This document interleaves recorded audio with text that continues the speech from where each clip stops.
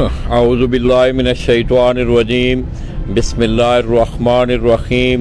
हज़ारों लाखों करोड़ों दरूद नबी आखिर-ज़मां अहमद मुज्तबा हज़रत मोहम्मद मुस्तफ़ा व तैय्यबुस्सना सल्लल्लाहु अलैहि वसल्लम पर और आपकी आल पर।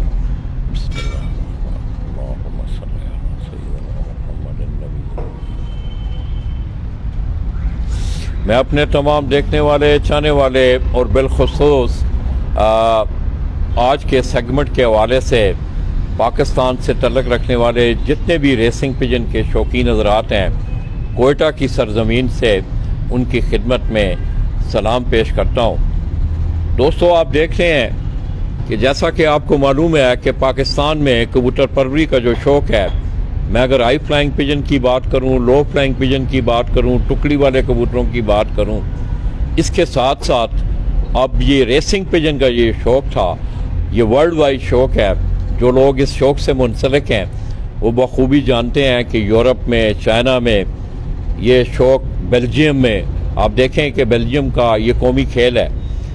तो दोस्तों, मैंने आप जब ये अपना ये सफ़र शुरू किया आपका शोबा कबूतर परवरी के हवाले से, तो बाकी तकरीबन जो चैप्टर थे उनको मैंने पढ़ा, हाई फ्लाइंग पिजन को पढ़ा, लो फ्लाइंग पिजन को पढ़ा, उन्हें देखा भी, उनका मुशाहिदा भी किया, टुकड़ी वाले कबूतरों को भी देखने का कराची में मौका मिला।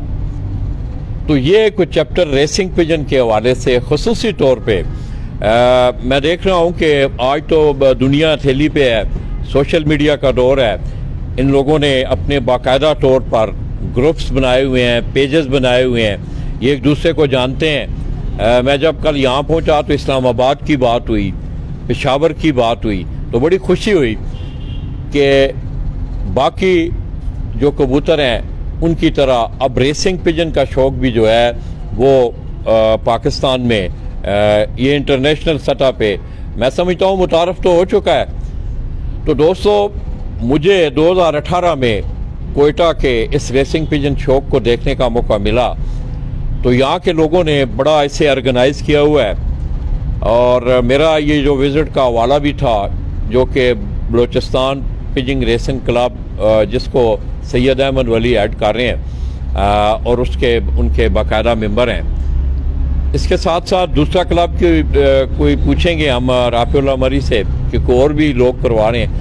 एनी हाउ, बड़ा ऑर्गेनाइज यहाँ शौक़ होता है, बड़े अच्छे तरीके से ये शौक़ होता है। बड़े ख़ानदानी, अच्छे पढ़े लिखे लोग आपको कोयटा से रेसिंग पिजन के हवाले से मिलेंगे। तो दोस्तों, आइए सरज़मीन कोयटा से आज मैं अपने सेगमेंट का रेसिंग पिजन का जो आगाज़ है, आप तमाम लोग बखूबी आगाह हैं कि कोयटा की फैमिलियों में, मरी फैमिली का भी बलूचिस्तान में उनका एक अपना सियासी समाजी हवाला भी है। इसके साथ साथ अगर मैं शौक़ की बात करूं तो कबूतर परवरी के शौक़ के हवाले से आज दोस्तों मेरे साथ आप जिस बरखुरदार को देख रहे हैं, मरी ख़ानदान के सपूत, और ये जिस लाफ्ट पे हम बैठे हुए हैं, ये दोनों भाई आमर मरी और मेरे साथ इस वक्त तशरीफ़ फरमा है राफिउल्लाह मरी। ये मरी लाफ्ट के नाम से रेसिंग पिजन के शौक़ में कोयटा में इन्वॉल्व रहते हैं। तो आइए दोस्तों उनसे कोई जानकारी करते हैं। इसके साथ साथ मैं राफिउल्लाह के मुतल्लिक़ ये भी आपको बता दूं कि जब मैं 2018 में आया तो मुझे बड़ी खुशी हुई कि उस वक़्त ये मेरे ख्याल में यूके से किसी यूनिवर्सिटी से वो अपनी तालीम का सिलसिला इन्होंने जारी रखा था। तो बड़ी खुशी हुई कि एक पढ़ा लिखा बच्चा आपके इस शौक़ में है। तो अस्सलाम वालेकुम। वालेकुम अस्सलाम जी। तो पहले तो अपना राफिउल्लाह आपका बहुत बहुत शुक्रिया, आपके अबू का, मुबारक खान मरी साहब का, आमर मरी का, कि आप लोगों ने मुझे स्पेशल ये दावत दी। और आज अल्हम्दुलिल्लाह कि आपको पिजन स्पोर्ट्स मैगजीन के पेज से, गो कि आपका एक तरीक़ेकार है सोशल मीडिया पे, मगर मैं समझता हूँ कि एक मीडिया के हवाले से ये मेरे लिए एक बहुत बड़ा एजाज़ है कि कोयटा की सरज़मीन से मैं आप लोगों को मुतारफ़ करवाने जा रहा हूँ। और आपके क्या हाल हैं? अल्हम्दुलिल्लाह, अल्लाह का एहसान है। और मेरी तरफ से तमाम पिजन फैंसियर्स, तमाम पाकिस्तान के पिजन फैंसियर्स को अस्सलाम वालेकुम। मैं राफिउल्लाह मरी लॉफ्ट से आपसे मुखातिब हूँ। और जैसा कि लाला जी बता रहे थे, ये शौक़ आबा व अजदाद से ये चलता आ रहा है ये पहले शुरुआत से पहले ये शौक़ हमारे वालिद साहब जो टुकड़ी का शौक़ करते थे, तो अभी यही शौक़ कंटिन्यू होके रेसिंग पिजन्स में चला गया। 2018 से ये शौक़ स्टार्ट किया मैंने और मेरे कज़न आमिर मरी ने। तो 2018 से अब तक इंशाल्लाह और माशाल्लाह से बहुत काफ़ी अच्छे रिज़ल्ट्स भी आए हैं और काफ़ी नॉलेज भी मिला है इन बर्ड्स के बारे से। और ये बताता चलूँ कि 2018 से 2 सीज़न जो हम रेस खेलते आ रहे हैं, जिनमें हमारी 3 दफ़ा फर्स्ट पोजीशंस भी आई हैं और काफ़ी अच्छे रिज़ल्ट्स वगैरह भी आ चुके हैं। तो दोस्तों, आपने राफेउल्लाह की बातें सुनी कि उनका ये ख़ानदानी सिलसिला था। टुकड़ी वाले कबूतरों की उन्होंने बात की कि वालिद साहब को था, ज़ायद है पीछे उनके तायाबू को ये शौक़ था। ये हमारी ख़ानदान में टुकड़ी वाले कबूतरों का शौक़ जो है ये कदीमी उनका शौक़ जो था आगे।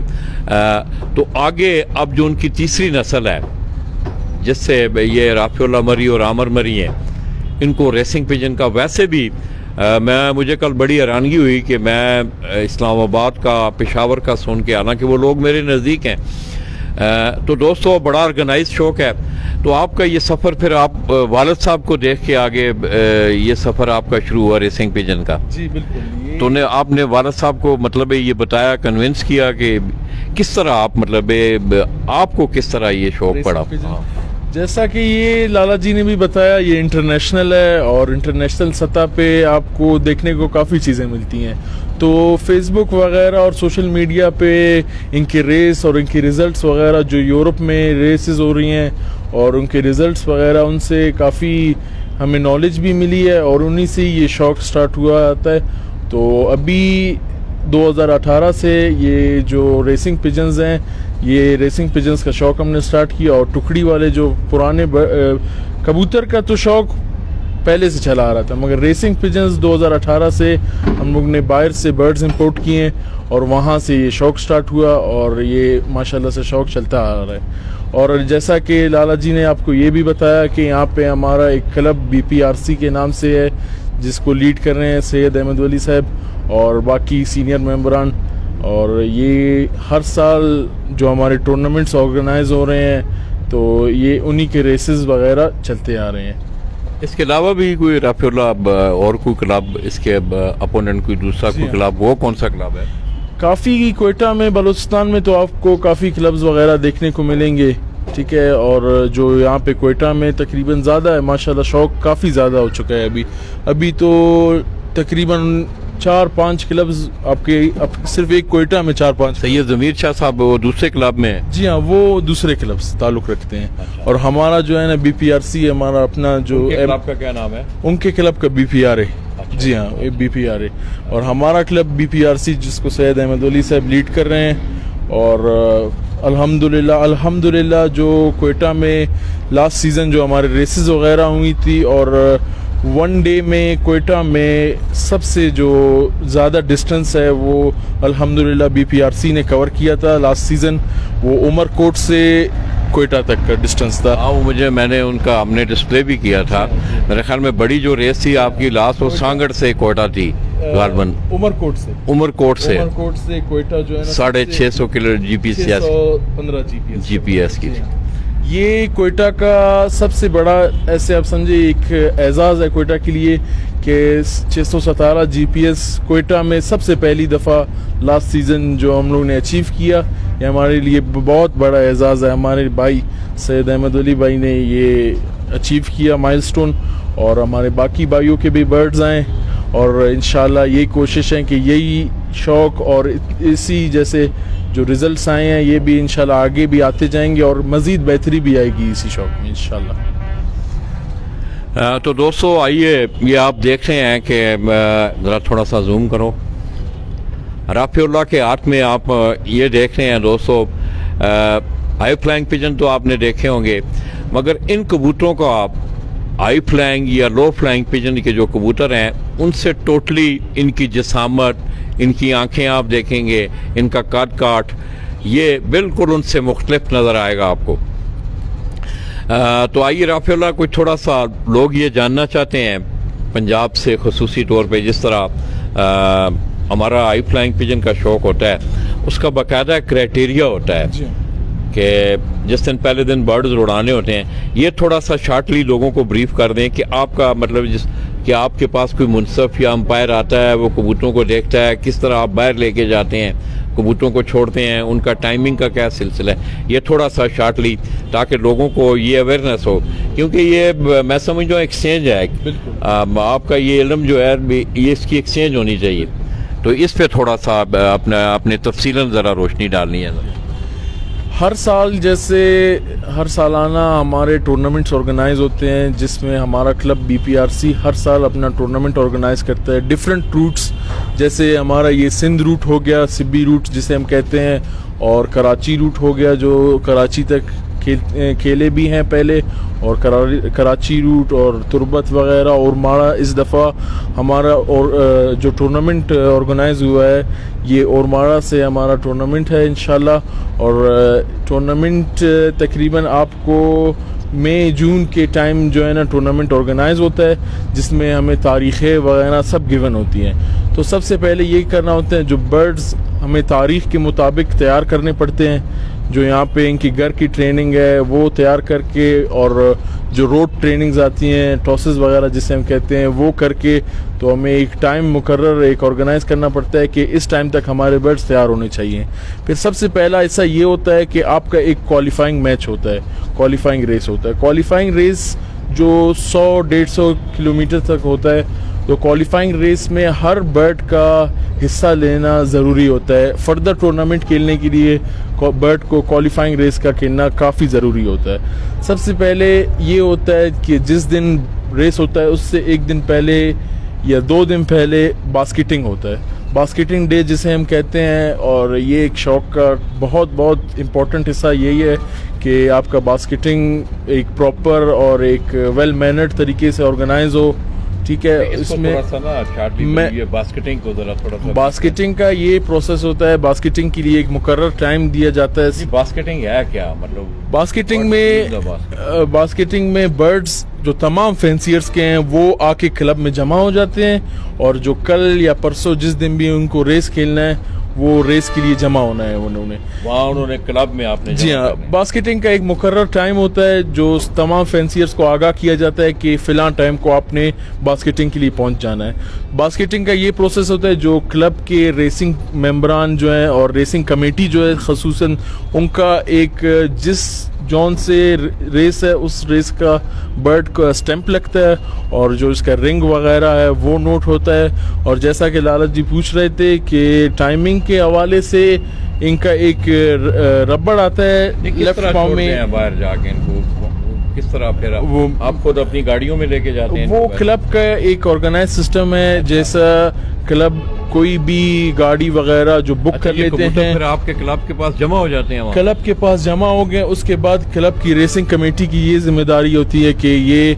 जो टाइम दिया गया है वहाँ पे ये जाके बर्ड्स रिलीज हो, और जिस डिस्टेंस का लिखा है, जिस डिस्टेंस का रेस है, वहीं से खसूसन जाके रिलीज हो। तो ये एक आध दिन जो रहते हैं वो कमेटी के पास, तो इनका खाना पीना ये बड़ा अहम चीज़ है। ये इस पे बिल्कुल, जैसे कि आप देखा, मैंने भी ये कहा कि ये बहुत मतलब ये इम्पोर्टेंट डे होता है। यहाँ पे जो टीम, जैसे पिछले साल बलूचिस्तान में पहली दफ़ा हमारे बर्ड्स जो रेस के लिए गए थे उनके लिए खसूसन 2 गाड़ियां बुक हुई, जिसमें खुले डुले बर्ड्स आराम से अपनी जहाँ पॉइंट से रिलीज़ होने वहीं तक पहुँचे। वहाँ पे मगरिब से पहले हम लोग दाना पानी करके फिर इनको रेस्ट दे देते हैं। अच्छा, ये आप मतलब जिस तरह हाई फ्लाइंग पिजन में लोग करते हैं, मतलब पंजाबी में अगर मैं कहूँ तो नुस्खा आजमाई करते हैं, मतलब तो ये आप भी इनको उड़ाने से पहले कोई ऐसी मतलब कोई मेडिसन, कोई देसी, कोई पानी, ये इस तरह का कोई सिस्टम करते हैं? लाला जी, मेडिसिन ये ऐसा शौक है यहाँ पे, जो आपका बर्ड रेस खेल के आता है तो उसको रिकवर करना हमारे लिए काफ़ी लाजमी होता है, क्योंकि वही बर्ड्स 1 वीक बाद फिर से रेस खेलने में होते हैं। उनको रिकवर करने के लिए हम अपनी भरपूर कोशिशें करते हैं। इसमें पहले की मैं बात कर रहा हूँ, उड़ाने से पहले आप इनको कोई सप्लीमेंट देते हैं या कोई? इससे पहले इनका जो दारोमदार है वो ट्रेनिंग के ऊपर है। ट्रेनिंग जितना होगा, इसका एक्सरसाइज जितना होगा, इसके मसल्स अच्छे बनेंगे। इसके लिए सबसे बेस्ट तरीका ये है कि आप इनको नेचुरली, जो नेचुरल दाना और जो पानी है नेचुरली इसको आप तैयार करें, और बाकी सप्लीमेंट्स वगैरह जो भी हैं वो रेसिंग के दौरान यूज़ कर लेते हैं, क्योंकि बर्ड्स जो नेक्स्ट वीक के लिए हमें प्रिपेयर करने होते हैं और रिकवर करना होता है। नहीं, अभी भी आप मेरी बात यू कांट फॉलो मी, पता है मैं आपको समझाता हूँ। अब हम जिस हाई फ्लाइंग पिजन जिस जी वक्त हाँ। सुबह उड़ाते हैं ना, तो उसमें वो इस तरह करते हैं कि तकरीबन उड़ाने से कोई आधा घंटा पहले ना उन्होंने कोई नुस्खे तैयार किए होते हैं, वो दे के साथ जो उन्होंने कोई पानी देना। मेरी मुराद ये है कि आप इनको उड़ाने से पहले कोई इस तरह का मामला इनके साथ करते हैं। सही है, वो मैं आपकी बात अभी समझ गया। ये इसका ये होता है कि अभी हाई फ्लाइंग का जो शौक है वो और इसमें थोड़ा फ़र्क है ना। यहाँ से उड़ान से पहले काफ़ी जो सीनियर फैंसियर्स हैं वो ये कोशिश करते हैं कि इनको नेचुरली रेस पे भिजवाया जाए, इनको ऐसी कोई दवा और ऐसी कोई सप्लीमेंट वगैरह ना देते हैं जो इनको वहाँ पे जाके इनके लिए हैवी हो और ये वॉमिट कर लें, क्योंकि बास्केट में जब ये जमा हो जाते हैं और बर्ड्स जब अपने डेस्टिनेशन के लिए निकलते हैं तो इसमें काफ़ी ये ख़तरा आता है कि बर्ड्स जो है ना, जो भी इनके पोटे में होता है तो वो वॉमिट कर लेते हैं ना। तो काफ़ी कोशिश यही होती है कि बर्ड्स को खाली पेट भिजवाया जाए, और ये जो है ना नेचुरल जो अपने जो, क्योंकि इनकी तैयारी जो है वो आपको वीक में ही करनी है। इसका मतलब है कि वो जो है वो आपने उस वीक में ही जो खुराक जो देनी है, जो कुछ करना है, तो जिस दिन इनको छोड़ना है, तो ये कितने घंटे का प्रोसेस इन बिटवीन, कितना ये टाइमिंग होती है इनकी, ये जो कमेटी के पास ये रहते हैं बर्ड सुबह उड़ने से पहले कितने कुछ टाइम रहते हैं वहाँ? ये तकरीबन डिस्टेंस के ऊपर डिपेंड करता है। अगर नज़दीक डिस्टेंस के रेसेस हैं तो उसमें बर्ड्स जो है ना कम होते हैं, थोड़े से टाइम के लिए कमेटी के पास होते हैं। अगर डिस्टेंस ज़्यादा होता है, सफ़र लंबा होता है, तो उसके लिए तो टाइम भी ज़्यादा हम लोग को देना होता है बर्ड्स को। कमेटी को ये टाइम एक हम लोग जैसे जितना टाइम लगेगा डिस्टेंस के लिए वो हम लोग को देखना है कि कितना टाइम हमें पहुंचने में लगेगा और कितने टाइम पहले हमें कोयटा से निकलना है, जो हम वहाँ पे तसल्ली से पहुंच सकें और बर्ड्स को आराम से वहाँ पे पानी वगैरह दे सकें। ये इसका एक मतलब वहाँ जाके फिर पानी वगैरह देते हैं आप? जी हाँ। वहाँ पे अगर सफ़र लंबा होता है तो रास्ते में ही एक दो जगह ब्रेक करके उनको पानी दिया जाता है, क्योंकि ये डिहाइड्रेशन का काफ़ी ख़तरा होता है उस टाइम में।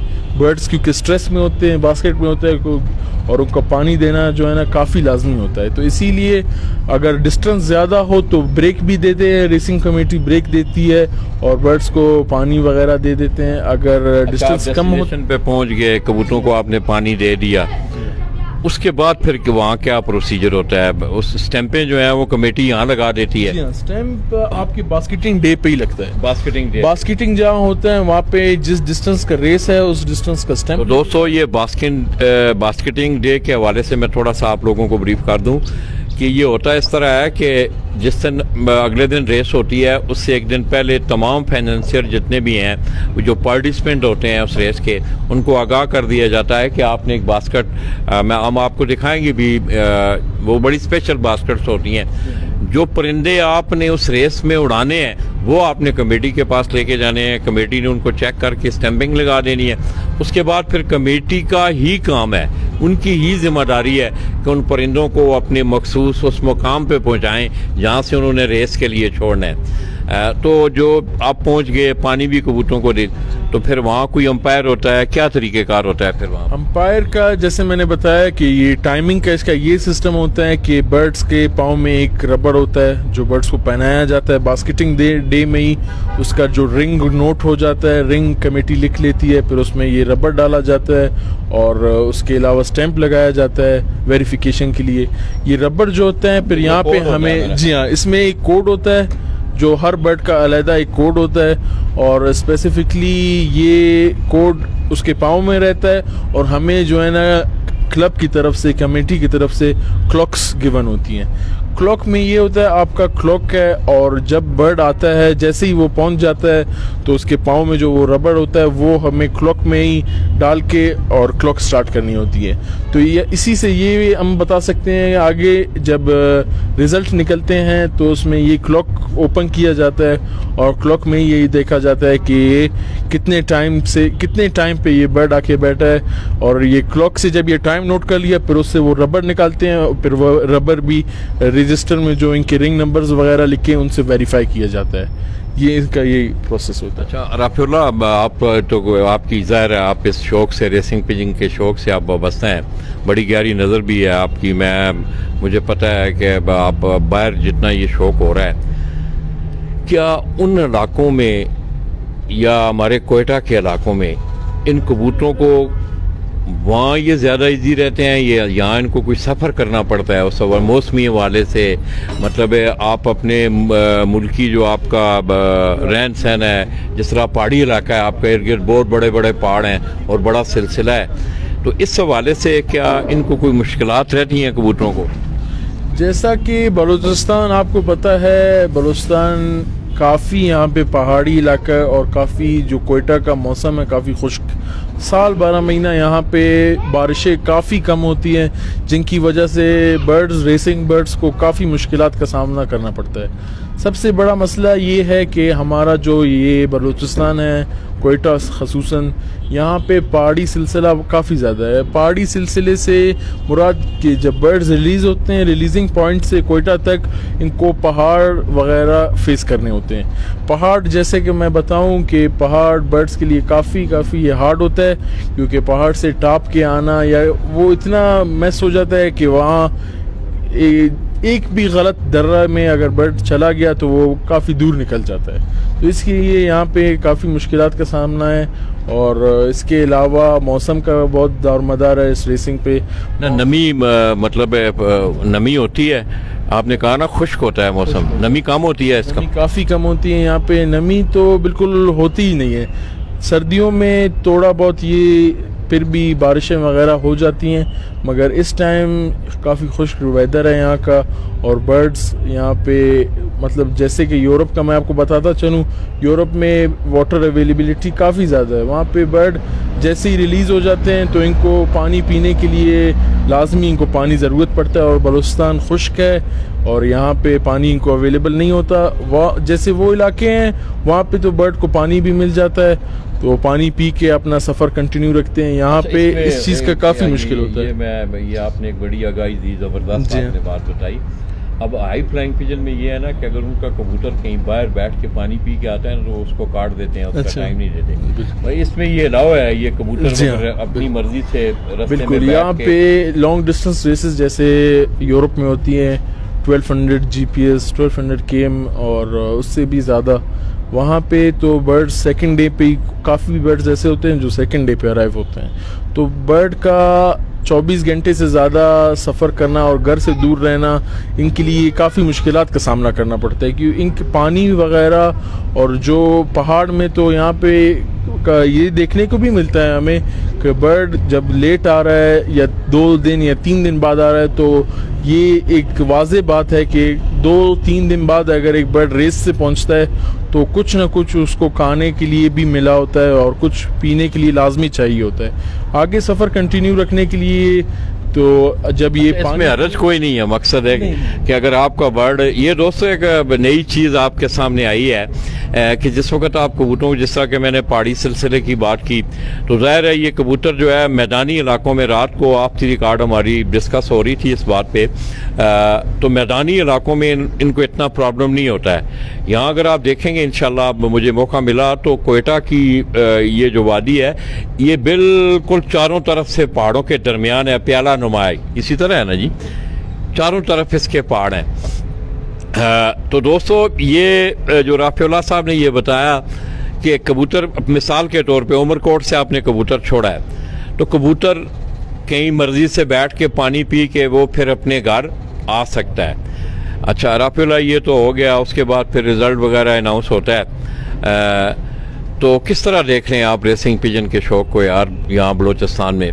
बलूचिस्तान में काफ़ी एडवांस हो चुका है ये शौक़ और पाकिस्तान में सबसे पहले ये स्टार्ट बलूचिस्तान से लिया गया था, ख़ुसूसन कोयटा से ये स्टार्ट लिया गया। रेसिंग पिजन्स का शौक़ पाकिस्तान में सबसे पहले ये कोयटा से ही स्टार्ट हुआ है और बलूचिस्तान में जैसे हम देखते चलें ये काफ़ी 1996 से स्टार्ट हुआ है और अभी माशाल्लाह से 2021 चला आ रहा है, तो यहाँ काफ़ी तब्दीली भी आई है रेसिंग के शौक़ में।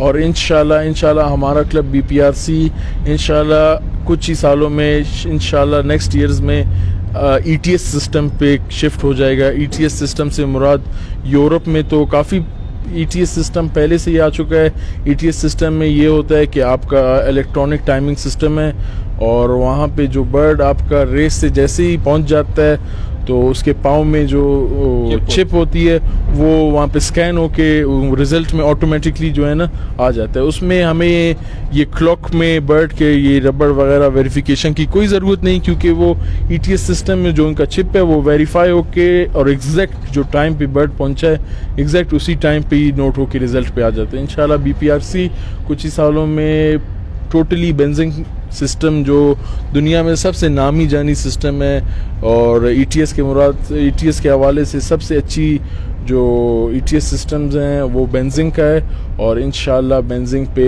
BPRC कुछ ही सालों में टोटली शिफ्ट हो जाएगी।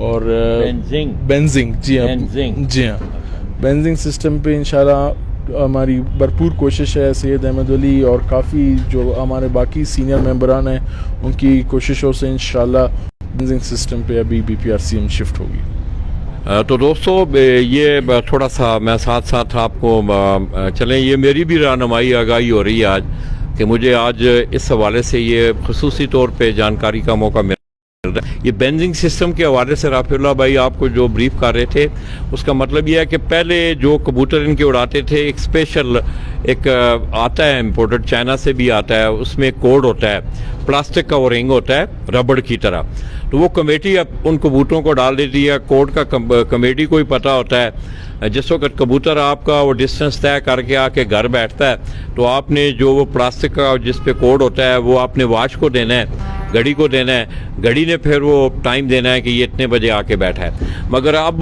दुनिया में ज़ाहिर है आप देखें, आपके अगर आप वाइल्ड लाइफ पे जाएं रेसिंग पिजन के शौक़ के हवाले से आप देखें तो बहुत सारे एक्सपेरिमेंट हो रहे हैं, इवन के कैमरा तक का एक्सपेरिमेंट हो रहा है कि कैमरा इसको दिया जाए, ये कैमरे के साथ देखा जाए कि इसकी क्या हरकत और सकनात होती हैं। तो बेंजिंग सिस्टम का मतलब दोस्तों कि कबूतर कमेटी उसको एक चिप लगा देगी, छोटी सी एक चिप लगा देगी, उसका जो सिस्टम होगा वो इनकी लाफ पे होगा, कैमरा ही आप उसको कह सकते हैं, सेंस करने वाली जो चीज़ है। तो जिस वक्त जो ही वो कबूतर आके बैठेगा वो जो सिस्टम होगा वो उसको एकदम सेंस करके उसका टाइम नोट कर लेगा, वो ऑन एयर हो जाएगा, हर आदमी को हर तरफ कमेटी की तरफ वो चला जाएगा कि राफिउल्लाह का कोड नंबर 50 पिजन जो है वो पिछले पैर 4:30 PM में वो घर बैठ गया। तो ये मैं समझता हूँ कि ये एक बड़ी एजाज़ की बात है पाकिस्तान के लिए। तो दोस्तों मैं तमाम अहले शौक़ कोयटा रेसिंग पिजन और बेलूम जितना बाकी भी कबूतरों का शौक़ करने वाले दोस्त हैं मैं उनका इंतहाई मशकूर हूँ कि आज बड़ा अच्छा मौका मिला कि राफिउल्लाह से हमने उनके कबूतरों के बारे में जानकारी की। तो दोस्तों अगला जो सेगमेंट है हमारा इंशाल्लाह ये आपने आज हम आहिस्ता साहब अहमद वली शाह साहब से भी हमारी मुलाकात है, वो थोड़े से बिज़ी हैं तो कल इंशाल्लाह उनसे भी हम ये सारी जानकारी करेंगे ताकि आप लोगों को आगाही मिले। अब मैं अगर राफिउल्लाह को कहूँ कि डंडे मार टूर्नामेंट, तो मेरे ख्याल में अगर हमने उसको दिखाया नहीं है, हमने किसी को बताया नहीं है तो यू कुडंट नो कि डंडे मार क्या होता है। तो इसी तरह रेसिंग पिजन का जानना ज़रूरी था। ज़ाहिर है ये यूरोप में तो ये शौक़ हो रहा है, उनके अपने बाकायदा बड़ा ऑर्गेनाइज, चाइना में अगर आप देखें तो बाकायदा इनकी रजिस्ट्रेशन होती है, बड़ा इनका एक प्रॉपर सिस्टम है। तो पाकिस्तान के लिए भी दोस्तों सरजमीन कोयटा से ये एक बहुत बड़ा एजाज़ होगा कि इंटरनेशनल सतह पे जो इवेंट इस वक्त हो रहा है रेसिंग पिजन के हवाले से और उसमें जो डेवलपमेंट हुई है वो कोयटा की सरजमीन से, अल्लाह करे सांसें वफा करें, हमें वो मौका भी मिले देखने को। और तो राफिउल्लाह ये कबूतर जो हैं आपकी लॉफ्ट में जो कबूतर हैं इसी तरह अबू को भी मतलब उनकी अपनी अलग लॉफ्ट है? जी हाँ, मेरा और आमिर जैसे मेरे भाई आमिर भाई और मेरा जो है ना अलग से है लॉफ्ट, जो मरी लॉफ्ट है, और वालिद का वो 2019 में उन्होंने स्टार्ट किया, नहीं लास्ट ईयर 2020 में उन्होंने स्टार्ट किया है, तो उनका एक अलग लॉफ्ट है और हमारा अलग है।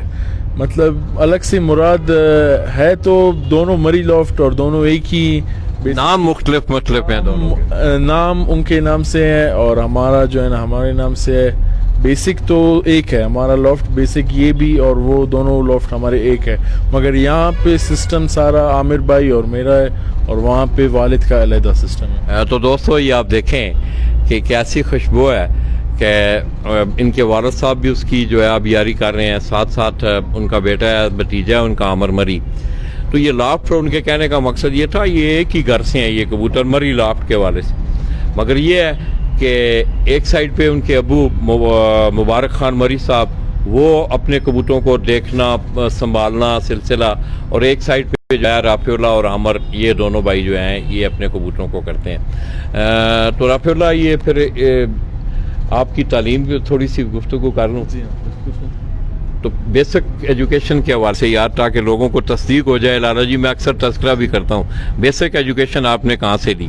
बेसिक एजुकेशन यहीं कोयटा से ली है और मैंने बेसिक एजुकेशन कोयटा से ही ली है अल्हम्दुलिल्लाह। और अभी इंशाल्लाह आगे जो फर्दर मेरी यूनिवर्सिटी है वो भी मैं इंशाल्लाह कोयटा में ही कंटिन्यू रखूँगा।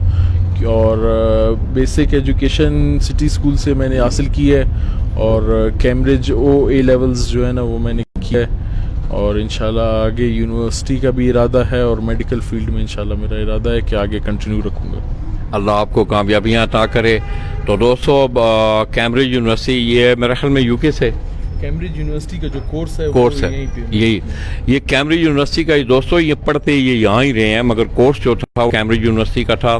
बेसिक एजुकेशन उन्होंने जिस तरह आपको बताया OA लेवल उन्होंने किया, उसके बाद यूनिवर्सिटी में अल्लाह करे इनका ये जो शौक़ है। तो दोस्तों मैं अक्सर जाता हूँ तो एक बात मैं ज़रूर करता हूँ कि शौक़ का मतलब सिर्फ ये नहीं है कि आपने घोड़े रखे हुए हैं, कबूतर रखे हुए हैं, कुत्ते रखे हुए हैं, बाज बटेरे चकोर या और भी जो आपकी ज़िंदगी का शौक़ है, मगर एक शौक़ आपका ये भी है कि आप कारोबार पे बैठे हैं तो आपने अगर दिल लगी से दिल जमी से अपने कारोबार पे नहीं बैठना तो कारोबार नहीं चल सकता।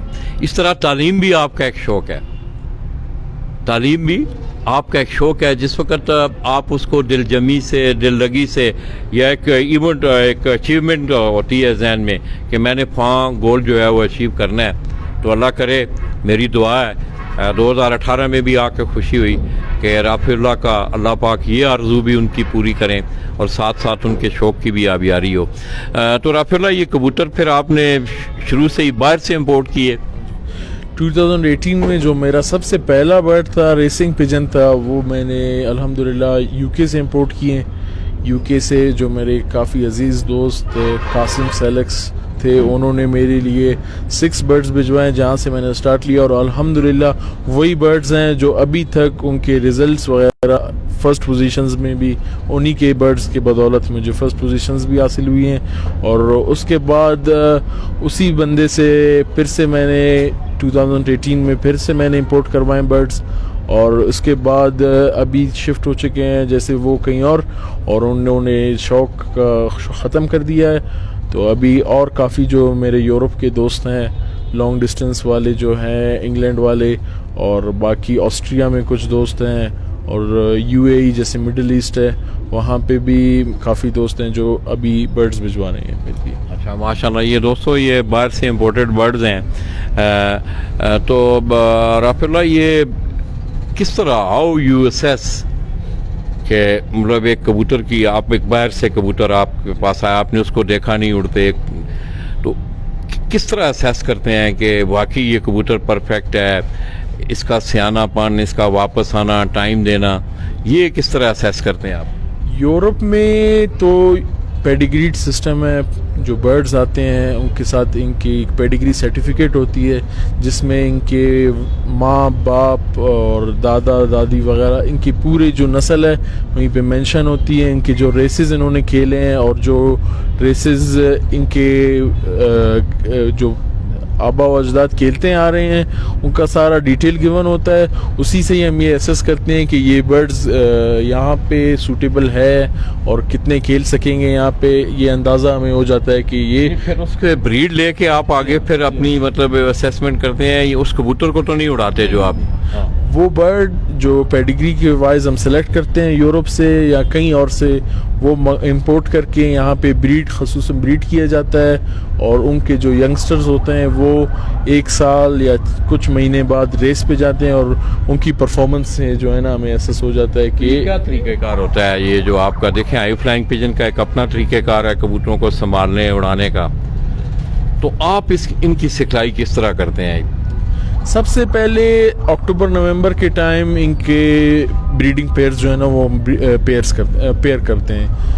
इनके जो मेल फीमेल होते हैं वो ब्रीड पे छोड़ देते हैं, तो कुछ वक्त बाद जो इनके पट्टे निकलते हैं तो उन्हीं पट्टों को हमें आगे ट्रेन करना होता है नेक्स्ट सीज़न के रेसेस के लिए। वही पट्टे पहले रेसिंग लॉफ्ट में शिफ्ट होते हैं, ब्रीडिंग लॉफ्ट से हम उनको रेसिंग लॉफ्ट में शिफ्ट कर लेते हैं। रेसिंग लॉफ्ट में उनकी पहले दिन से ही जब रेसिंग लॉफ्ट में वो शिफ्ट हो गए, उनकी ट्रेनिंग और उनकी जो परवरिश है वो हम स्टार्ट कर लेते हैं। मतलब किस तरह करते हैं आप उसको परवरिश? स्टार्ट हो गए, तैयार हो गए उड़ने के लिए, उनको मतलब एक तो हाई फ्लाइंग का तो ये उड़ा के छोड़ देते हैं, वो कबूतर बंद होके फिर निकलना उनके सामने, उनको आगे पीछे नहीं। तो क्या इनको फिर आप कहीं बाहर से जाके छोड़ते हैं उस डिस्टेंस पे या किस तरह? ये मैं कह सबसे पहले तो घर पे ही हमें जो ट्रेनिंग देनी है इन बर्ड्स को कि उड़ना सीखें और अपने घर को पहचान सकें, सबसे पहले तो हमें यही करना है। उसके बाद यंग बर्ड्स को बहुत अच्छा होता है कि आप यंग बर्ड्स को ही स्टार्टिंग में जो उनका जहन उस टाइम कच्चा होता है, मतलब वो उस टाइम जो ये यंग बर्ड्स को ट्रेनिंग देते हैं ये काफ़ी मुफीद होता है बर्ड्स के लिए, रेसिंग बर्ड्स के लिए।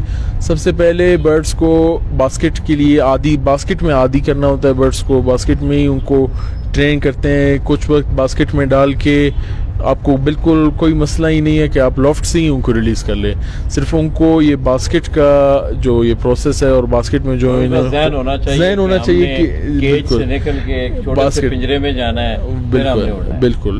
उसके बाद स्टार्ट लेते हैं हम 10-15 किलोमीटर से स्टार्ट लेते हैं, और इसी तरह करते करते जहाँ पे बर्ड्स 10, 15, 20 इसी तरह आगे चलते चलते कोयटा, जैसे लाला आपने कहा कि चारों तरफ पहाड़ों से घेरा हुआ है, तो इसी तक जहाँ तक जो पहाड़ों के हदूद हैं वहीं तक हमें जाना होता है। फिर उसके बाद जंप आते हैं, उसके बाद कुछ किलोमीटर जहाँ पे पहाड़ी सिलसिला स्टार्ट होता है, तो पहाड़ी सिलसिले के गुजरने के बाद हमें बर्ड्स को रिलीज़ करना होता है। तो दोस्तों ये मैं समझता हूँ ये हाई फ्लाइंग पिजन का शौक भी बड़ा एक टफ शौक है, लो फ्लाइंग पिजन का भी, मगर ये भी एक बड़ा टफ शौक है कि आप देखें इनको सुधारने के लिए आपको पहले तो जिस तरह राफिउल्लाह भाई ने बताया कि उनको मतलब आपने छोड़ देना है, मगर बास्केट में छोड़ना है। ये पीछे आप केज देख रहे हैं, केज से निकाले उनको कुछ टाइम के लिए बास्केट, वो सामने एक बास्केट भी हम आपको दिखाएंगे। राफिउल्लाह की बास्केट मंगवाओ ना, नहीं कोई किसी को कहा जो ले आता है। तो दोस्तों आप लोग मुझे देख भी रहे हैं, आवाज़ आपको आप दोस्तों को सही आ रही है? तो इंशाल्लाह दोस्तों पूरी जानकारी लाला जी ये मैं अपने पिजन स्पोर्ट्स मैगजीन के प्लेटफॉर्म को रेसिंग पिजन के हवाले से कोयटा से इंशाल्लाह यादगार लम्हात बनाना चाहता हूँ। बड़ी ब्रीफली बात हुई राफिउल्लाह मरी से। आपने देखा कि मरी ख़ानदान को पहले बेसिकली टुकड़ी वाले जो कबूतर हैं उनको लड़ाया भी जाता है। ये दोस्तों उठा लो कैमरा, ये वो केज है जिस केज की हम बात कर रहे थे कि कबूतर को इस केज में सुधारना होता है कि बड़े केज से निकल के फिर उसको पता होना चाहिए कि मैंने फलां जगह पे जाना है, उतना टाइम मैंने फलां जगह पे रहना है। फिर यही केज जो है ये रेसिंग जहाँ से रेस स्टार्ट होती है, इन केजेस को गाड़ियों में अपलोड करके वहाँ मुकर्रर जगह तक पहुँचाया जाता है। उसके बाद वहाँ से बाकायदा एक टाइम पे इनको रिलीज़ कर दिया जाता है। आए राफिलों में बैठे। तो दोस्तों और भी बहुत सारे मेरे जहन में सवाल हैं, तो मैं कहता हूँ कि कुछ थोड़ा सा मुख्तसर करें, कुछ राफिउल्लाह से जानकारी लें, कुछ दूसरी छत से जाके लेंगे इंशाल्लाह। तो राफिउल्लाह फिर आपने मतलब यूके से पहले सबसे पहले आपने यूके से कबूतर इंपोर्ट किए, तो फिर इनकी असेसमेंट जो है जिनको हम इनके आप कहते हैं कि इनको किस तरह देखें कि how to assess the bird कि ये कबूतर जो है ये परफेक्ट है, इसकी उड़ान सियान सही है, आप फिर उनको बच्चों से इनके से असेस करते हैं? सबसे पहले कोई मिस हुआ है कभी, वैसे कभी आपने ऐसा कबूतर मंगाया हो? बहुत ज़्यादा, ये तो ऐसा है कि यहाँ पे बलूचिस्तान काफ़ी हार्ड है रेसिंग में, और हर बर्ड वैसा रिजल्ट नहीं देता जैसे हम एक्सपेक्ट करते हैं उनसे।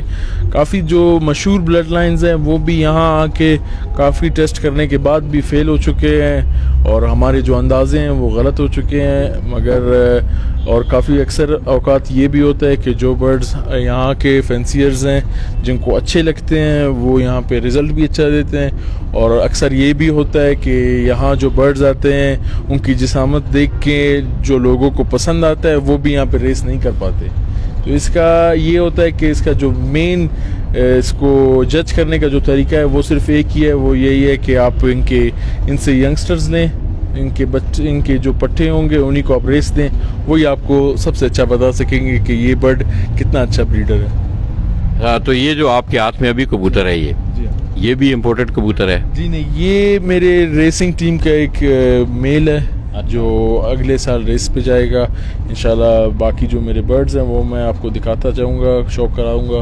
ये मेरे एक रेसिंग टीम का एक मेल है जो मुझे भी काफ़ी पसंद है, और हैंडलिंग में भी। जी हाँ, ये ब्रीड जो है ना यूके से। क्या मतलब इनके जिस तरह ना हम पता है जौ सिरा, टैडी, कल सिरा, इस तरह कबूतरों को बोल, इसको इस कलर को क्या बोलते हैं? ऊपर करें जरा। को हम लोग ब्लैक, यहाँ पे कोयटा में मक्सी, ब्लैक मक्सी कहते हैं। ब्लैक मक्सी? जी हाँ, और इंग्लिश में इसका जो है ब्लैक चेकर इसको कहा जाता है इंग्लिश में। जी हाँ, ब्लैक चेकर, ब्लैक मक्सी, यहाँ पे कोयटा में इनको ब्लैक मक्सी के नाम से कहा जाता है। अच्छा, ये यार राफिउल्लाह, ये वहाँ देखते हैं, आंख देखते हैं इसकी आंख की क्या आपका नॉलेज क्या कहता है कि कबूतर परवर हमने देखा है हाई फ्लाइंग पिजन में अमूमन आंख का देखते हैं, तो ज़ाहिर है आपने इस फील्ड में गए हैं, आपने इसको स्टडी भी किया होगा, तो ये कौन से कलर की जो आंख है आपने देखा कि वो कबूतर जो है वो बड़े परफेक्ट हैं यहाँ के मौसम के हवाले से,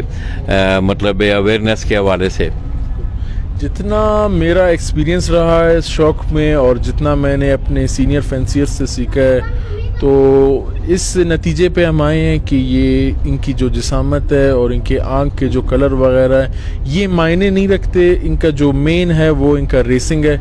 जो रेस ये खेलेंगे और जिस रेस से जौन सा बर्ड रेस से आएगा, चाहे वो वाइट आइज़ में हो या येलो आइज़ में हो, वो फ़र्क मायने नहीं करता। सिर्फ ये है जो ये रेस अच्छे रेस खेल के आ जाएं। वाइट ऐसे बर्ड्स भी हैं जो काफ़ी विनर्स रह चुके हैं यहाँ पे, जो वाइट आइज़ में आते हैं, ठीक है, और ऐसे बर्ड्स भी हैं जो यहाँ पे विनर रह चुके हैं, वो येलो आइज़ में भी आता है। ये ज़रूरी नहीं कि कौन सी कलर की आंख जो है ना वो ये रेस खेलती है, मगर हर फैंसियर का जो एक क्राइटेरिया और एक जो पसंद है वो अलग है। जैसे काफ़ी लोग कहते हैं कि वाइट आइज़ जो है ना उनको पसंद आती है, तो वाइट आइज़ की तरफ जाते हैं, और काफ़ी लोग जो हैं येलो आइज़ देखते हैं और येलो आइज़ पसंद करते हैं। ये एक शौक के हिसाब से ये मायने नहीं रखता कि कौन से कलर के आइज़ वगैरह। ये राफिउल्लाह आपकी स्टडी में तो नहीं हुई, मतलब इन्होंने इनका अब तो ज़्यादा पता है, अब थोड़ा सा मेच्योर भी हो गए हैं 2018 में, ज़ाहिर आप बेसिक एजुकेशन से यूनिवर्सिटी की तरफ गए हैं, तो क्या स्टडी में तो नहीं आपकी में कोई ये फ़र्क डालते हैं? फिर आमिर टाइम देता है उसके बाद? जी, आमिर भाई तो हर टाइम यहीं पे होते हैं, और हर टाइम वो भी बर्ड्स का, जब वो अपने किसी काम से, बिज़नेस रिलेटेड किसी भी काम से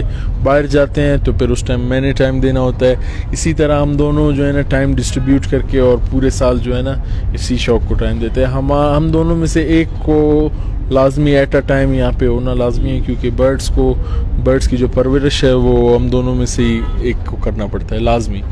तो दोस्तों, मैं समझता हूँ कि जितने भी हमारे बैरून ममालिक जितने भी अहले शौक़ हैं, ख्वाह वो हाई फ्लाइंग पिजन से तल्लुक़ रखते हैं, लो फ्लाइंग पिजन से तल्लुक़ रखते हैं, मगर ये मैं समझता हूँ कि पाकिस्तान के लिए ये भी एक बहुत बड़ा एजाज़ है कि सरज़मीन कोयटा से, क्योंकि जिस वक्त आप इन वादियों का, इन जगहों के नाम हम पंजाब में बैठे लेते हैं या टीवी या इलेक्ट्रॉनिक मीडिया पे हम जो सुनते हैं, दोस्तों आप जिस दोस्त से भी मिलेंगे उसकी बैकग्राउंड आपको अच्छी मिलेगी, वो पढ़ा लिखा होगा, सुलझा होगा, अच्छे लोगों में ये शौक़ पाया जाता है। और सरज़मीन कोयटा से जिस तरह ये लोग इसको ऑर्गेनाइज़ कर रहे हैं कि इंशाअल्लाह ये कभी उम्मीद की जा रही है कि हो सकता है, क्योंकि इंटरनेशनल स्टाइल का कोई इवेंट जो है वो कोयटा से भी हो, अल्लाह करे वो अमन वो सुकून इस धरती को मिले कि लोग अपने बर्ड्स वो बाहर से लेके आएँ, यहाँ के इन लोगों के साथ वो मिक्स शौक करें। तो ये खंडरात ये बता रहे हैं कि जिस तरह राफीउल्लाह ने जिक्र किया वो सिस्टम का, कबूतरों का, वो चिप सिस्टम का, तो मैं समझता हूँ ये एक बहुत बड़ी अचीवमेंट है, बहुत बड़ी डेवलपमेंट है और पाकिस्तान के लिए ख़ुसूसी तौर पर कोयटा की सरजमीन से ये एक बहुत बड़ा एजाज़ है। तो आइए दोस्तों, कुछ चंद मिनट वक्फे के बाद इंशाअल्लाह ये कबूतर मैं देख सकता हूँ। तो आइए दोस्तों, ये ज़रा नज़दीक लाओ। ये राफीउल्लाह मरी का ये कबूतर आप देख रहे हैं, ये उनका रेसिंग पिजन का, उनकी लाफ्ट की ये फीमेल, ये मादा है उनकी। और अगले जो इनका आ रहे हैं, इवेंट आ रहे हैं, उसके लिए ये कह रहे हैं कि इसने पार्टिसिपेट करना है। ये कटी हुई हैं, इसका कलर अगर आप देखें ऊपर से, मज़े की जो बात है आप लोगों को दिखाने वाली, मेरा कैमरामैन अगर आपको पीछे से दिखाओ, पीछे अगर आप इनकी दुम देखें, इनका जिस्म और इनका जो पिछला हिस्सा है वो आपको बिल्कुल छोटा, स्लिम, और आगे से ये कबूतर जो हैं ये मैं आपको दिखा रहा हूँ। ये अगर आप देखें तो ये मैंने कबूतर को पकड़ा हुआ है। अब ये जो मेरी अंगूठे के जो पीछे हिस्सा है ये इसका कुंडा और इसका दुम है। आप देख सकते हैं कि आगे से इसका जिस्म कितना चौड़ा और कितना वजी जिस्म है। इस तरह हड्डी भी मैं देख रहा हूँ कि इसकी हड्डी जो है ये काफ़ी लेंथी हड्डी है।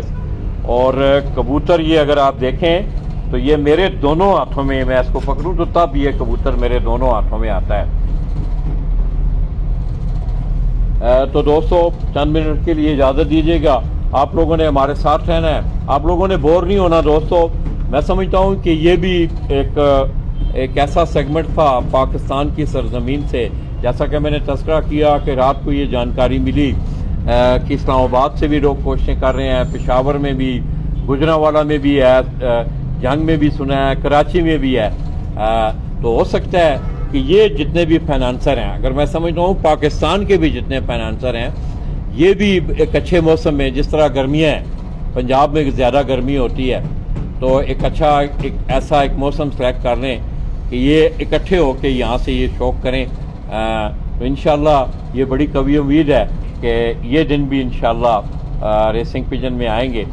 तो दोस्तों, अब पाकिस्तान में इन कबूतरों का जो शौक है, इसके साथ साथ मैं आपको बता दूं कि हाल ही में आपने देखा होगा कि पाकिस्तान पूरी दुनिया में जो पिजन्स के हवाले से मैं अगर बात करूं, क्योंकि इसकी अक़साम तो कबूतर की तकरीबन 250 से ज़्यादा अक़साम है, तो ज़्यादा कास्टली जो कबूतर बिका है, जो फ़रोख्त हुआ है, जो एक चाइनीज़ शौकीन ने ख़रीदा है, वो सबसे ज़्यादा कास्ट पे कितने का बता रहे थे जी रात को? अभी पाकिस्तानी चाइना में जो एक बर्ड एक बंदे ने ख़रीदा, न्यू किम नाम से एक बर्ड है, जो अभी न्यू किम नाम से जो बर्ड है वो सबसे महंगा अभी जो है ना बिका है पीपा के ऑक्शन पे। वो 30 करोड़ से ज़्यादा मालियत पे ये बर्ड अभी बिका है। और इससे पहले भी जो सेकंड नंबर पे है अरमांडो, वो भी 32 करोड़ पे बिका था लास्ट सीज़न, और इस सीज़न जो है ये न्यू किम बिका है। और आगे भी आपको ये देखने को मिलेगा कि इससे भी ज़्यादा अच्छे बर्ड्स और इससे ज़्यादा महंगे बर्ड्स भी बिकेंगे। तो दोस्तों, ये आप देख लें, हम पंजाब में हाई फ्लाइंग पिजन के हवाले से बात करते हैं कि वहाँ देखें आपने 5 लाख रुपए का भी एक कबूतर बिका है, मगर बात अब करोड़ों में आई है। बात करोड़ों में आई है कि 33 करोड़ पाकिस्तानी मालियत का 33 करोड़ रुपए का कबूतर चाइनीज़ ने ख़रीदा। तो मेरा ख्याल है कि शायद मेरा इतना नॉलेज ना हो, मगर हिस्ट्री में इतना महंगा कबूतर क्यों जी? जी बिल्कुल आपने सही कहा। 1.25 मिलियन यूरोस का ये बर्ड जो है ना बिका है, और ये हिस्ट्री में सबसे पहली दफ़ा जो है ना सबसे महंगा बर्ड पिजन जो बिका है वो न्यू किम है। तो दोस्तों, सुबह का टाइम है, साया मिला हमें माशाल्लाह। ये पौधा, ये दरेक को आप देख रहे हैं, मैं पिछली दफ़ा भी आया था, ये पौधा छोटा था। ये पीछे आप देख रहे हैं कि ये वो लाफ्ट है जिस लाफ्ट से राफेउल्ला और आमिर मरी जो हैं ये दोनों शौक करते हैं। ये मेरा कैमरामैन थोड़ा सा इस लाफ्ट का अगला हिस्सा आपको दिखा के फिर इंशाल्लाह उसके बाद हम थोड़ा सा कोई हम भी दाना पानी कर लें। ये केज उठाना ही उधर सेन की तरफ नहीं जाना है साहब, बस यहाँ से ही सामने से बस मैसेज भी मैंने देना, मैसेज भी देना। नहीं वो बंद नहीं करेगा। आमर को बुलाया ही नहीं है यार, उसको बोले 1 मिनट के लिए आ जाओ यार, लाला कह रहे हैं। आमिर खान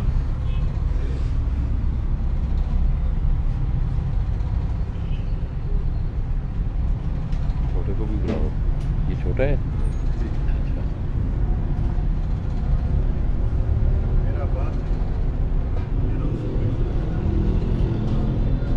तो दोस्तों ये जो लॉफ्ट आप देख रहे हैं, जैसे कि पहला भी मैंने आपको बताया कि मरी लॉफ्ट के नाम से सिर्फ नाम 2 मुख्तलिफ हैं। एक राफेउल्ला के वालिद मोहतरम है मुबारक खान मरी, हो सकता है उनसे भी हमारी मुलाकात हो।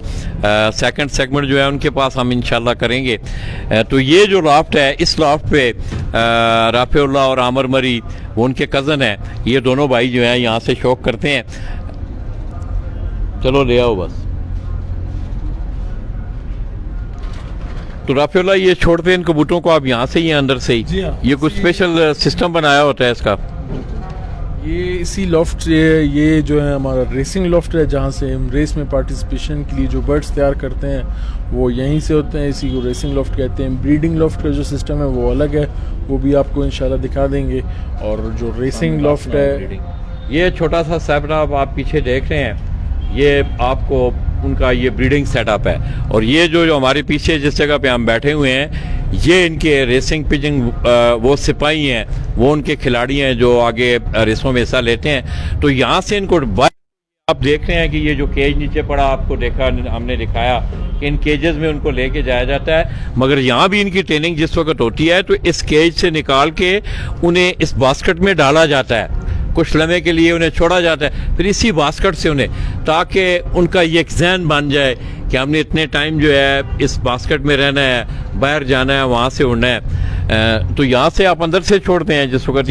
अच्छा, ये रेसिंग लॉफ्ट से जिस टाइम हमें बर्ड्स को ट्रेनिंग का टाइम होता है, उड़ाने का टाइम होता है, एक्सरसाइज जो होता है बर्ड्स का, वो इसी लॉफ्ट से हम बर्ड्स को बाहर छोड़ते हैं। तो उड़ने के बाद फिर ये ट्रैप सिस्टम है, यहाँ पे जो बर्ड्स आके ट्रैपिंग पैड पे लैंड करेंगे और उसके बाद जो है ना बर्ड्स जो है ना लॉफ्ट के अंदर एंटर होंगे, वहाँ ट्रैप से एंटर होंगे। वो कबूतर खुद ब खुद आ जाता है? जी हाँ। वो जरा दिखाएं ना 1 मिनट, अगर वो दिखाएं ज़रा, निकाल लो कैमरा, निकाल लो आप।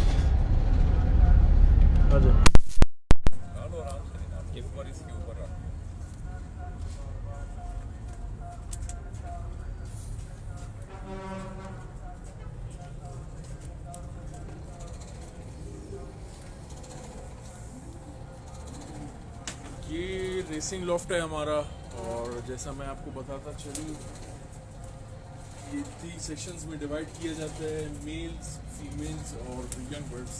3 सेशन में ये डिवाइड है। और लॉफ्ट का मैं आपको बताऊँ, ये इनका जो वेरी कहते हैं हम, बाहर जो बर्ड्स दाना वगैरह जो खाते हैं, ग्रिड्स वगैरह इनके यहाँ पे अवेलेबल होते हैं, दाना भी ये यहीं पे ही खाते हैं। और जब उड़ाने का टाइम आता है तो उड़ाने का जो रास्ता होता है वो ये है, यहाँ से ये खोल के बर्ड्स को रिलीज़ किया जाता है बाहर उड़ाने के लिए।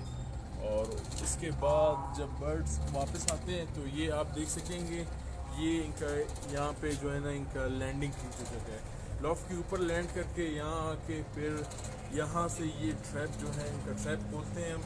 ट्रैप से जी ये बर्ड यहाँ से एंटर होके, एक दफ़ा ये एंटर हो गए, अंदर आ गए, फिर ये 1 वे है। ये ऐसे आप समझे कि यहाँ पे बर्ड अंदर आ गया, फिर वो वापस बाहर नहीं निकल सकता। तो काफ़ी अक्सर औकात ये होता है कि जो बर्ड्स होते हैं वो हम रेस से जो लेट आते हैं या रेस से कुछ टाइम बाद आते हैं, तो कभी कोई मसरूफियात के तहत हम बाहर चले गए तो ये लॉफ्ट ऐसे ही ये ओपन रहता है, तो यहाँ से जो है ना बर्ड्स एंटर हो जाते हैं। इससे ये होता है कि वो सेफ़ रहते हैं, बिल्ली वगैरह भी इनसे, बिल्ली का भी कोई ख़तरा नहीं रहता। एक दफ़ा बर्ड एंटर हो गया लॉफ्ट के अंदर तो उसके बाद वो वापस बाहर नहीं निकल सकता। लॉफ्ट अंदर से ये होता है, जैसे बॉक्स वगैरह और इनकी बैठने के ये- लिए। जी हाँ। और जैसा कोयटा का मौसम है तो इस दफ़ा हम लोगों ने गर्मियों के लिए एग्जॉस्ट भी दोनों लॉफ्ट में इंस्टॉल किए हैं कि इनके जो अंदर से छोटे छोटे पर हैं मोल्टिंग के टाइम ये पर बाहर आसानी से निकल सके और जो रेस्पिरेटरी का मसला आता है बर्ड्स में वो ना हो। तो ये राफे भाई बता रहे हैं कि ये फीमेल केज है, ये मेल्स ये मेल केज है, जी हाँ, यहाँ ये पे फीमेल केज है, ये फीमेल है ठीक रेसिंग है, टीम। और ये यंगस्टर्स का जी है। हाँ, यंगस्टर्स और जो ब्रीडिंग फीमेल्स है ब्रीडर। तो दोस्तों ये आपने देखा राफतुल्ला ने इधर आया राफतुल्ला ने आपको बताया ये इनका तरीक़ाकार था। इंशाल्लाह थोड़ी देर बाद, क्योंकि मैं भी कल बड़ा लंबा सफ़र था हमारा, रात को भी हमने आके यहाँ बैठे रहे, तो इन लोगों ने दोस्तों बड़ा प्यार दिया है। और आज मुझे ये खुशी हो रही है कि मेरे जहन में जो बात थी, जो तशनगी मेरे जहन में रह गई थी, वो मुझे इंशाल्लाह अपने इस विजिट में पूरी होती नज़र आ रही है। मैं तमाम अहले शौक जितने भी फाइनेंसर हैं रेसिंग पिजन के हवाले से बिला तफरीक तमाम दोस्तों का, अहले शौक कोयटा का जितने भी लोग हैं, मैं उनका और बिलखुसूस जो है बलोचिस्तान पिजन रेसिंग एसोसिएशन का उनके अहदेदारान का, सैयद अहमद वली साहब का, उनके जितने भी मेहमान हैं, मरी बरादरान का खसूसी तौर पे, इस तरह मैंगल बरादरान का, हाजी नासिर जमाल मैंगल और इस तरह अब्दुल बासित मैंगल, इनका हम शुक्रिया अदा करते हैं। तो इंशाल्लाह थोड़ी देर बाद दोस्तों आपकी वो तशरीगी भी हम दूर करेंगे, आपको बाकायदा राफतुल्ला के कबूतरों का आपको शौक करवाया जाएगा, फिर हमारी अगली मंजिल और होगी। और मेरा एक मैसेज तमाम फैंसियर्स के लिए, पाकिस्तान के तमाम फैंसियर्स के लिए ये मैसेज है कि जो ये शौक़ है इसको शौक़ तक ही हम महदूद रखें, ना कि सियासत। और जैसा कि आप पाकिस्तान में अभी आपको देखने को मिलेगा कि सियासत वगैरह भी इस शौक़ में एंटर हो चुका है, ये ना ये इससे बेहतर है कि हम ये तवज्जो सिर्फ शौक़ को ही दें, अच्छे बर्ड्स इंपोर्ट कराएं और पाकिस्तान का नाम रोशन कराएं। और मैं हमारे देखने वाले तमाम फैंसियर्स ख़ुसूसन आसिफ चौधरी साहब यूके से और उनकी जो टीम है, उस्ताद इब्रार अहमद वालों की जो टीम है, उनको मैं सलाम पेश करता हूँ, जो अब इस टाइम हमें देख रहे भी होंगे। और तमाम फैंसियर्स के लिए मेरी नेक दुआएं हैं। Thank you. तो दोस्तों यूके से कुछ नाम दिया, आसिफ भाई का, इब्रार भाई का। इब्रार की ये पंजाब से जी हाँ, जी हाँ, ये जी हाँ। तो दोस्तों राफतुल्ला का आपने मैसेज सुना, मैं समझता हूँ एक बड़ा अच्छा मैसेज उन्होंने दिया कि आप अपनी ज़हनी तवानाइयाँ अगर इस पर सर्फ करें कि मैंने फलां से गलत तरीके से आगे निकलना है, सियासत करके आगे निकलना है, तो इससे बेहतर है कि आप अपने खेल पे तवज्जो दें, उसको बेहतर करें। फिर जो है मैदान जो है हर एक के लिए बराबर होता है, जिसने अच्छी मेहनत की होती है उसको उसका फल मिलता है। राफतुल्ला आपका बहुत बहुत शुक्रिया, आपने बड़ा टाइम दिया। तो इंशाल्लाह दोस्तों थोड़ी देर बाद हम आपको राफतुल्ला के कबूतरों का शो करवाएंगे। तब तक लाला जी को और राफतुल्ला मरी को इजाज़त दीजिएगा। हमारे साथ रहना है आपने, मेरे इस पेज को आपने ज़्यादा से ज़्यादा शेयर भी करना है और लाइक भी करना है। अपनी दुआओं में याद रखिएगा। अल्लाह हाफ़िज़।